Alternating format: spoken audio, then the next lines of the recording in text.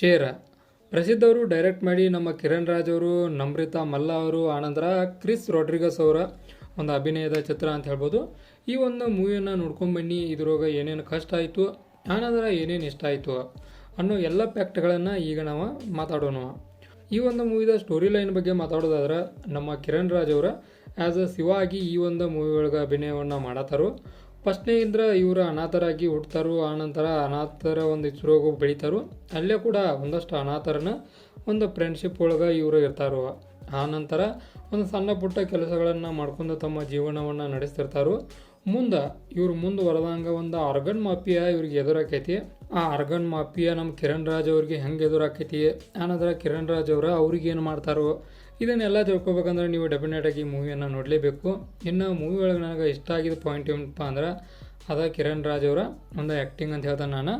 ಏನು acting ಮಾಡಿದಾರು, top class ಹೋಗಿ ಮಾಡಿದಾರು. ಅಂದ್ರೆ ಪ್ರತಿಯೊಂದು ಈ ಒಂದು ಕ್ಯಾರೆಕ್ಟರ್ ಏನೈತಲ್ಲ ಶಿವ ಅನ್ನೋದು, ಇದಕ್ಕೆ ಭಾಳಷ್ಟು ಅಪ್ಸು ಅದಾವು, ಆನಂತರ ಭಾಳಷ್ಟು ಡೌನ್ಸು ಅದಾವು. ಅಂದ್ರೆ ಒಂದು ಕ್ಷಣ ಅಪ್ ಹೋಗಿದ್ರೆ ಇನ್ನೊಂದು ಕ್ಷಣ ಡೌನ್ ಹೋಗಿರೋದು ನಾವು ನೋಡ್ತೇವೆ. ಹಿಂಗಿದ್ದಂಥ ಒಂದು ಕ್ಯಾರೆಕ್ಟರನ್ನು ಕಿರಣ್ ರಾಜ್ ಅವರ ಭಾಳಷ್ಟು ಬೆಟರಾಗಿ ತೋರಿಸುವಂಥ ಪ್ರಯತ್ನವನ್ನು ಮಾಡಿದರು. ಆನಂತರ ಇವರಿಗೆ ಸಾಥ್ ಕೊಟ್ಟಿದ್ದ ನಾ ಡೆಫಿನೆಟಾಗಿ ಹೇಳ್ತಾನು, ನಮ್ಮ ಕಿರಣ್ ರಾಜ್ ಅವ್ರಿಗಿಂತನೂ ಕ್ರಿಸ್ ರಾಡ್ರಿಗಸ್ ಆ್ಯಸ್ ಅ ಗಿಲ್ಲಿಯಾಗಿ ಏನು ಅಭಿನಯವನ್ನು ಮಾಡಿದಾರಲ್ಲ, ಇವರು ಮಾತ್ರ ಹೇಳ್ತಾನು ಟಾಪ್ ಕ್ಲಾಸ್ ಮಾಡಿದಾನು. ಅಂದ್ರೆ ಇವರ ಒಂದು ಅಭಿನಯ ನನಗೆ ಮಾತ್ರ ಭಾಳಷ್ಟು ಲೈಕ್ ಆಯ್ತು. ಅದರೊಳಗೂ ಲಾಸ್ಟಕ್ಕೆ ಒಂದು ಕ್ಲೈಮ್ಯಾಕ್ಸ್ ಸೀನೊಳಗೆ ಇವ್ರ ಅಭಿನಯ ಐತಲ್ಲ, ಅದು ಮಾತ್ರ ಬೆಂಕಿ ಲೆವೆಲ್ ಒಳಗೆ ಐತಿ. ಆನಂತರ ನಮ್ರತಾ ಅವರು ಕೂಡ ತಮ್ಮ ಬೆಸ್ಟನ್ನು ನೀಡಿದರು. ಉಳಿದವರೆಲ್ಲ ಕೂಡ ತಮ್ಮ ಬೆಸ್ಟನ್ನು ನೀಡೋಕೆ ಟ್ರೈ ಮಾಡಿದರು. ನಾ ಆಲ್ರೆಡಿ ಹೇಳಿದಂಗೆ ಒಂದು ಆರ್ಗನ್ ಮಾಫಿಯಾ ಇರ್ತೈತಿ, ಅದರ ವಿರುದ್ಧವಾಗಿ ನಮ್ಮ ಕಿರಣ್ ರಾಜ್ ಅವ್ರು ನಿಲ್ತಾರು ಅಂತೇಳಿ ಏನೈತಲ್ಲ ಸ್ಟೋರಿ, ಇದೇ ಒಂದು ಸ್ಟೋರಿ ಲೈನ್ನ ಮೂವಿದಾಗಿರ್ತೈತಿ. ಆನಂತರ ಮೂವಿ ಒಳಗೆ ಸಾಕಷ್ಟು ಎಲಿವೇಶನ್ಗಳಿದ್ದು, ಒಂದು ಸಲ ಮೂವಿ ಅಪ್ ಒಳಗಿದ್ರೆ ಇನ್ನೊಂದು ಸಲ ಡೌನ್ ಒಳಗಿರ್ತೈತಿ. ಈ ರೀತಿಯಾದ ಫ್ಯಾಕ್ಟ್ಗಳು ಅನೇಕ ಮೂವಿ ಒಳಗಿದ್ದು.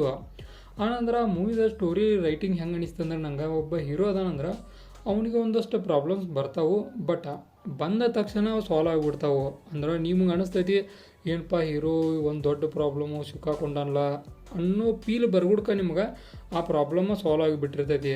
ಇದನ್ನು ಒಂಚೂರು ರೈಟಿಂಗ್ ಒಳಗೆ ವೇರಿಯೇಷನ್ ಮಾಡಬೇಕಿತ್ತು ಅನ್ನೋ ಫೀಲ್ ನಂಗೆ ಡೆಫಿನೆಟಾಗಿ ಬಂತು. ಆನಂತರ ಒಂದಷ್ಟು ಕ್ಯಾರೆಕ್ಟರ್ಗಳು ಬರ್ತಾವೆ. ಅಂದ್ರೆ ಪೊಲೀಸ್ ಕ್ಯಾರೆಕ್ಟರ್ನ ನೋಡ್ತವಲ್ಲ ನಾವು, ಅದು ಏನು ಕ್ಯಾರೆಕ್ಟರ್ ಎದಕ್ಕೆ ಬಂತು, ಅವರು ಏನೋ ನೆಗೆಟಿವ್ ಅದಾರು ಪಾಸಿಟಿವ್ ಇದಾರು ಇನ್ನೂ ಮಟ್ಟ ನಂಗೆ ಗೊತ್ತಾಗಿಲ್ಲ. ಅದು ಆ ರೀತಿಯಾಗಿ ಒಂದೊಂದು ಕ್ಯಾರೆಕ್ಟರ್ಗಳನ್ನು ಭಾಳಷ್ಟು ಬೇರೆ ಥರನ ಟ್ರೈ ಮಾಡಿದರು. ಅದನ್ನೊಂಚೂರು ಬೆಟರ್ ಮಾಡಬೇಕಿತ್ತು ಅನ್ನೋ ಫೀಲ್ ಡೆಫಿನೆಟಾಗಿ ಬಂತು. ಇನ್ನು ಫೈಟಿಂಗ್ ಸೀನ್ಗಳಿದ್ದ ನಾ ಟ್ರೈಲರಾಗ ಭಾಳಷ್ಟು ಹೇಳಿದ್ನಿ ಫೈಟಿಂಗ್ ಸೀನ್ ಮಸ್ತ್ ಅದಾವು ಅಂಥೇಳಿ. ಬಟ್ ನಾ ಮೂವಿ ನೋಡುವಾಗ ಅದು ಯಾಕೋ ಸ್ಲೋ ಅನ್ಸಾಯಿತು. ಫೈಟಿಂಗ್ ಸೀನ್ಗಳನ್ನು ನಾವು ಫಾಸ್ಟಾಗಿ ನೋಡಿದ್ರೆ ಅದು ಫೀಲ್ ಬೇರೆ ಬರ್ತೈತಿ. ಭಾಳಷ್ಟು ಮೂವಿ ಒಳಗೆ ಅದನ್ನು ಸೀನ್ಗಳನ್ನು ಭಾಳಷ್ಟು ಸ್ಲೋ ಆಗಿ ಇಟ್ಟಿದ್ರು ಅನ್ನೋ ಫೀಲ್ ಡೆಫಿನೆಟಾಗಿ ಬಂತು. ಅದನ್ನು ಕೂಡ ಒಂಚೂರು ಮಟ್ಟಿಗೆ ಚೇಂಜ್ ಮಾಡಲೇಬೇಕಿತ್ತು ಅನ್ನಿಸ್ತು. ಆನಂತರ ಬ್ಯಾಕ್ಗ್ರೌಂಡ್ ಮ್ಯೂಸಿಕ್ ಎಲ್ಲ ಡಿಸೆಂಟಾಗಿತ್ತು. ಆನಂತರ ಈ ಒಂದು ಮೂವಿದ ಸೆಟಪ್ ಆಗಲಿ ಉಳ್ಕಿದ್ವಿ ಎಲ್ಲ ಕೂಡ ಒಂದು ಡಿಸೆಂಟಾಗಿತ್ತು. ಓವರಾಲಾಗಿ ಈ ಒಂದು ಮೂವಿ ನೋಡ್ಕೊಂಡು ನನಗೆ ಅನಿಸಿದ್ದಿಷ್ಟ ಒಂದು ಡಿಸೆಂಟ್ ಮೂವಿ ಇದಾಗೈತಿ ಅಂತೇಳಿ ಅನ್ನಿಸ್ತು.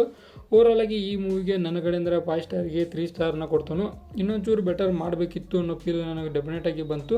ಇದಾಗಿತ್ತ ಶೇರ್ ಮೂವಿ ರಿವ್ಯೂ. ಇದೇ ಥರ ನಿಮ್ಗೆ ಇನ್ಫಾರ್ಮೇಟಿವ್ ತಗೊಳ್ಬೇಕಾದ್ರೆ ಚಾನಲ್ ಸಬ್ಸ್ಕ್ರೈಬ್ ಮಾಡ್ಕೋರಿ. ವಿಡಿಯೋ ಇನ್ಫಾರ್ಮೇಟಿವ್ ಅವರ ಲೈಕ್ ಕೊಟ್ಟೋರಿ.